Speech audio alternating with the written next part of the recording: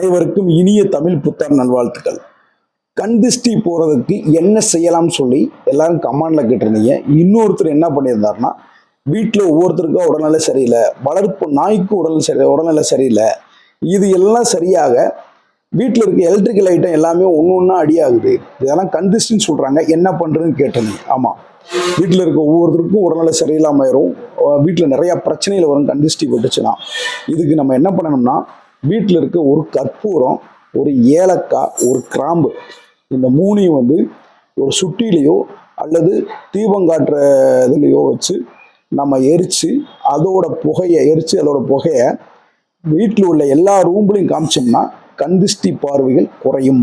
அதாவது கெட்ட சக்திகள் எல்லாமே வெளியேறும். உங்களுக்கு கண் திருஷ்டி பார்வைகள் குறையும். அப்புறம் ஓனானா சரியாகும். உங்களுக்கு அன்னைக்கு இரவே வழக்கம் போல் சுற்றி போடுவீங்கள, இந்த மாதிரி சுற்றி போட்டிங்கன்னா இன்னும் சிறப்பாக இருக்கும். உங்களுக்கு இந்த கண் திருஷ்டிகள் குறைய ஆரம்பிச்சிடும், உடல்நிலை எல்லாமே சரியாகும், நிறையா பிரச்சனைகள் குறைய ஆரம்பிச்சிடும். இதை மட்டும் செய்யுங்க, உங்களுக்கு சிறப்பாக இருக்கும்.